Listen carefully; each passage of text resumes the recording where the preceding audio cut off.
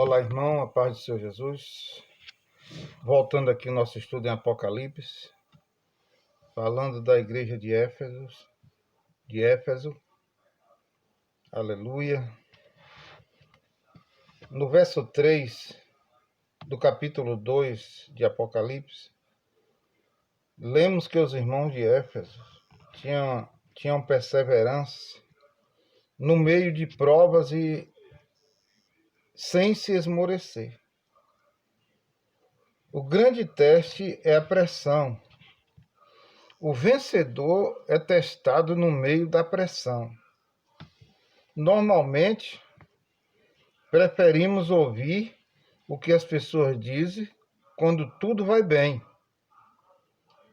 em dia de calmaria e vento suave. Mas ignoramos o que elas falam quando o céu escurece e a tempestade cai. Deus é diferente de nós. Ele não liga para aquilo que falamos com a cabeça quente ou com a cabeça fria. Ele espera até que a situação esquente.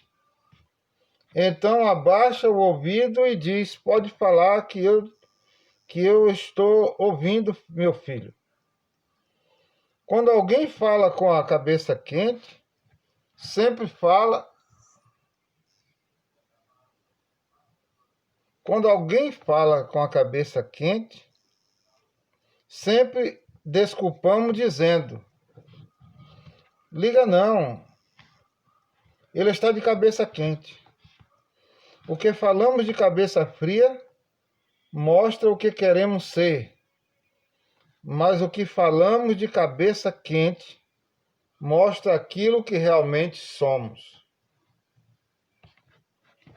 A única forma de conhecermos o que ocorre em nosso interior é sendo submetido à pressão.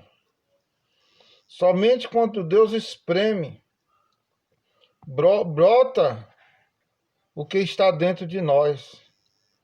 Aqueles irmãos foram testados no meio de provas, no meio de tribulações, e foram aprovados.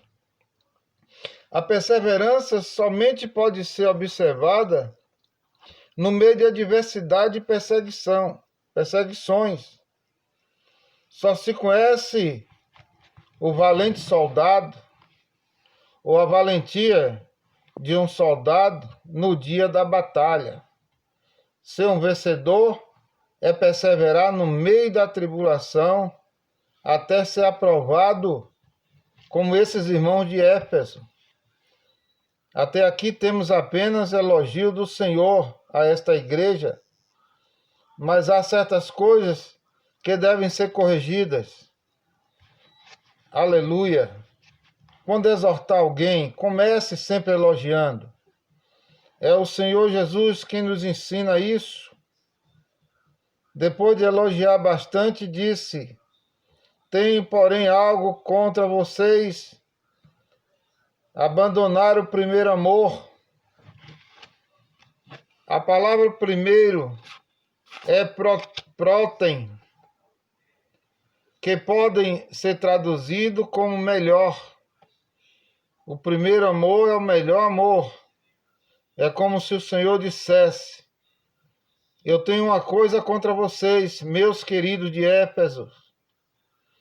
Vocês trabalham, têm obras, têm tido tribulação e têm perseverado, mas abandonaram o primeiro amor.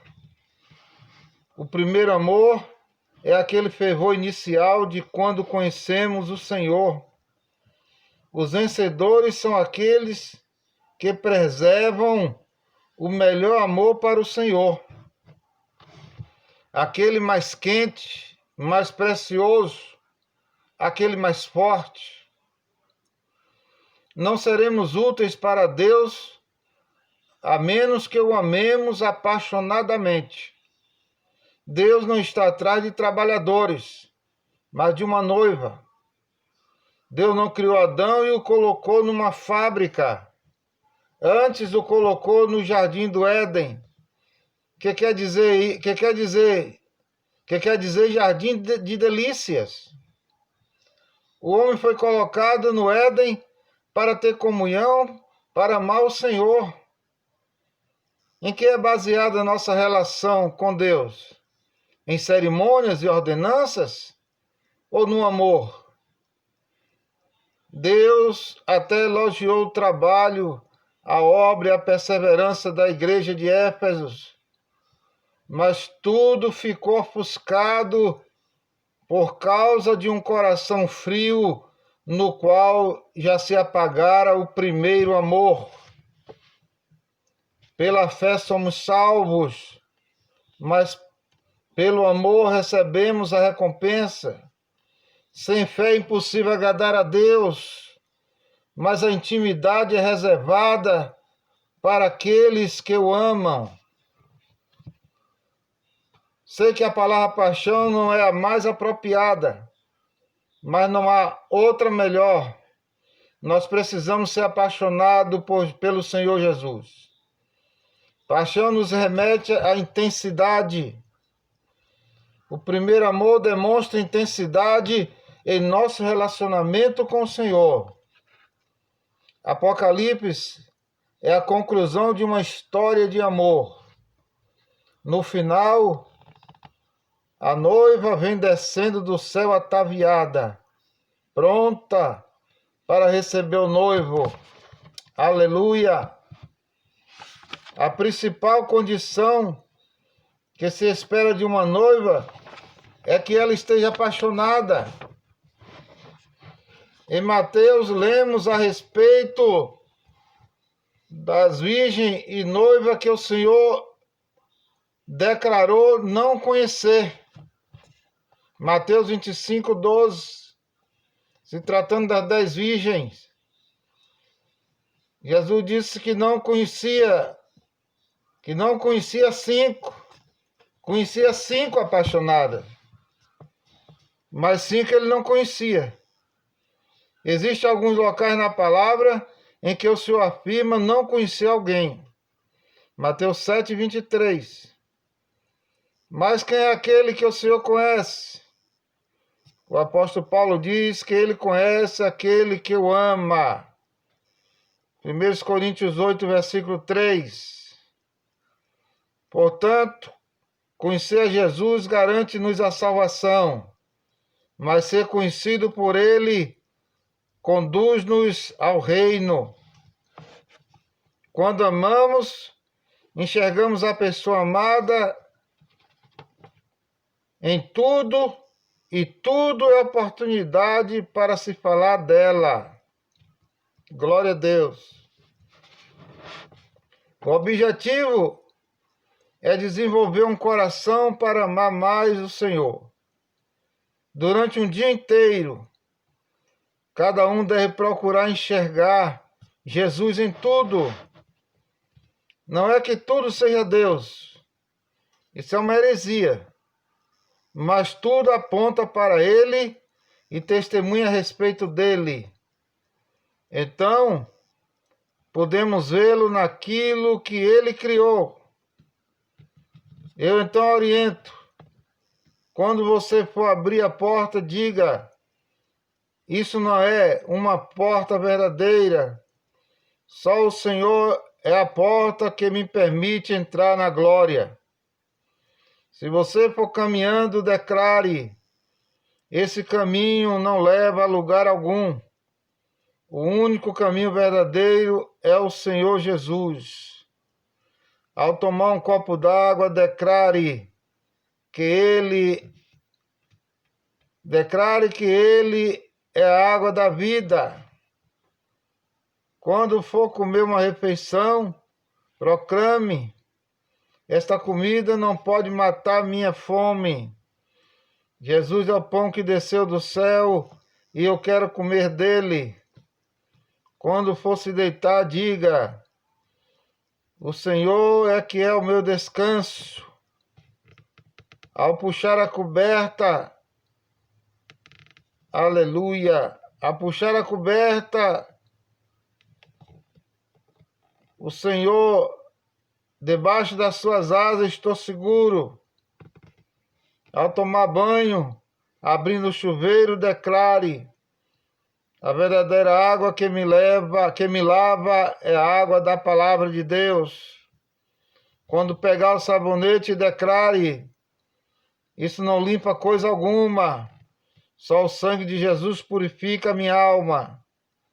Talvez diga que ficamos loucos, mas todo apaixonado perde um pouco da razão.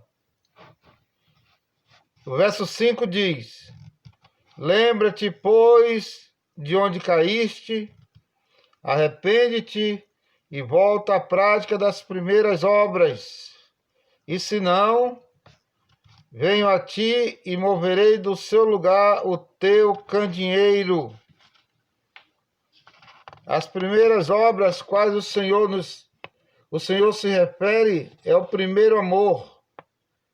É notável que amá-lo seja o tipo de obra que ele aprova, e que apesar de todo o trabalho, labor e perseverança, o Senhor não esteja satisfeito. Somente um coração cheio de amor pelo Senhor pode manter o candeeiro aceso. Em Éfeso, por mais de 1000 anos, não tem havido igreja. Hoje, há igreja em Roma, Corinto ou Tessalônica, mas não há em Éfeso. O candeeiro foi removido. As portas do inferno não podem prevalecer contra a igreja. O diabo não tem poder para destruir a igreja, mas quando a igreja esfria o seu coração, o Senhor mesmo a remove. Um candeeiro sem fogo torna-se inútil. Quando o Senhor foi visto no meio dos candeeiros de ouro, ele estava cuidando para que a chama não se apagasse em nenhum deles. Quando, porém, a chama se apagar, o candeeiro precisa ser removido. Tens, contudo, a teu favor, que eu odeio as obras dos nicolaítas, as quais eu também odeio. Verso 6 do capítulo 2. O que são as obras dos nicolaítas? Nem na palavra de Deus, nem na história da igreja encontramos menção alguma de um movimento com esse nome. Quando não encontramos nenhuma menção na Bíblia a respeito de algo, e nem tampouco na história, isso significa que aquilo é algo simbólico. Nesse caso, o significado da palavra é a chave para entendermos o símbolo. A palavra nicolaíta é composta de duas outras palavras no grego, nikos e laicos. Nikos significa conquistador, dominador. Já laicos significa o povo comum. Então, o significado de nicolaítas é dominadores do povo. O significado do nome aponta para o clericalismo dentro da igreja. Se quisermos ser vencedores, devemos rejeitar a obra dos nicolaítas, ou seja, a obra do clericalismo. Existem, todavia, muitos enganos com respeito ao clericalismo. Primeiro, algumas pessoas pensam que ser anticlerical é condenar todo tipo de autoridade. Isso é um erro. Dentro da igreja existe autoridade constituída por Deus. O Senhor sustenta nas mãos o anjo da igreja, que bem pode ser o líder, o pastor ou o presbítero. Se não temos governo, o que resta é um caos. O clericalismo surge quando os líderes tentam impedir que os demais membros do corpo funcionem.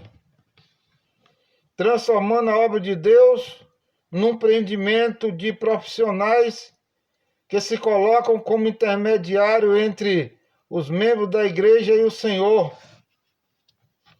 Historicamente, o nicolaítismo ou clericalismo começou a acontecer no século I, mas o seu auge aconteceu no século IV, com Constantino. Constantino foi o imperador romano que tornou o cristianismo a religião oficial do império. Até aquele momento, ser cristão era ser inimigo do Estado, sujeito a ser perseguido, comido por feras, cerrados ao meio, preso, desterrado e morto. No século V, a história diz que Constantino supostamente teve uma experiência de conversão e oficializou a igreja, tirando-a da clandestinidade. Como resultado, a igreja cresceu e se encheu de pessoas que nem mesmo eram convertidas genuinamente. Todos queriam pertencer à religião do imperador. Os bispos da igreja, talvez com boa intenção, não podiam permitir que pessoas naquela situação estivessem à frente. Então decidiram que o povo, o leigo, se sentaria para aprender, e os mais instruídos, chamados de clérigos, iriam ensinar.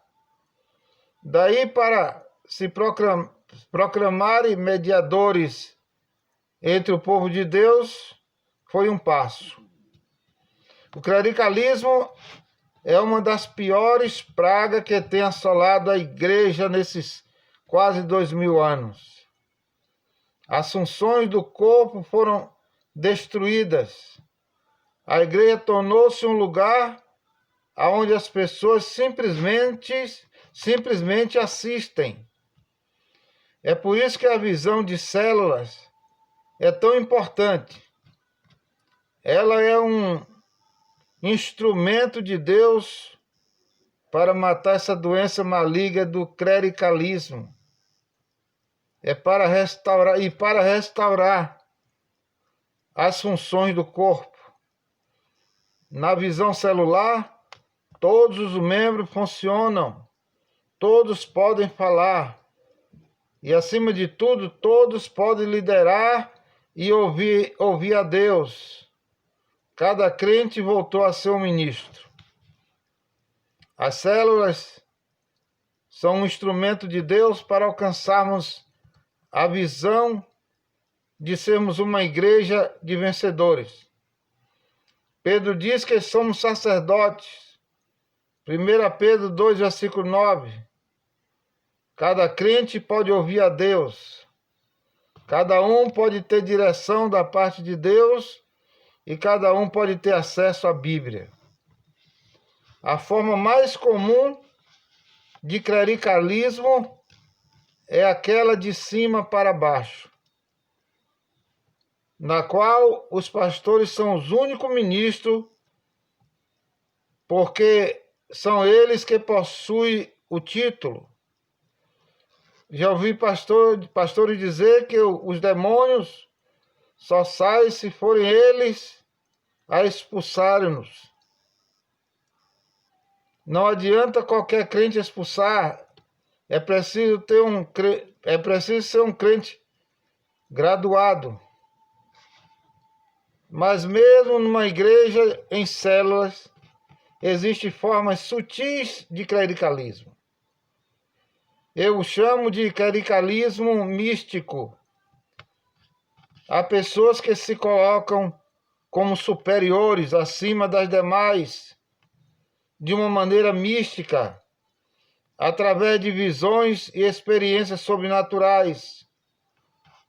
Não digo que tais experiências não possam ser verdadeiras, mas não deve servir de base para que alguém se coloque acima dos demais santos, impedindo-os de ministrarem.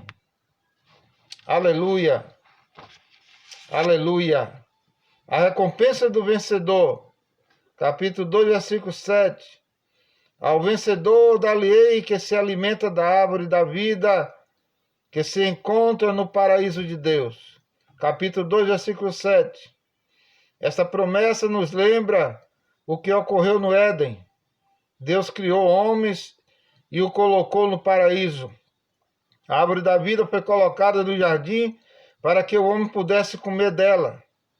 Todavia não comeu. Depois que caiu no pecado, foram colocados 2 querubins com espada de fogo chamejante na porta do Éden, para impedir que ele viesse a comer dela. O vencedor, porém, vai passar no meio do paraíso de Deus e comerá da árvore da vida. Em outras palavras, o vencedor é aquele que cumpre o propósito original do Senhor. É como se o Pai dissesse: vou honrá-lo e colocá-lo numa posição de proeminência, porque ele conheceu o meu coração e me agradou, andando de acordo com o meu propósito. Aleluia! Glória a Deus. E assim, amado, encerramos a parte Igreja de Éfeso. No próximo vídeo estaremos falando da Igreja de Esmirna. Deus abençoa em nome de Jesus. Nos aguarda até o próximo vídeo, no nome de Jesus.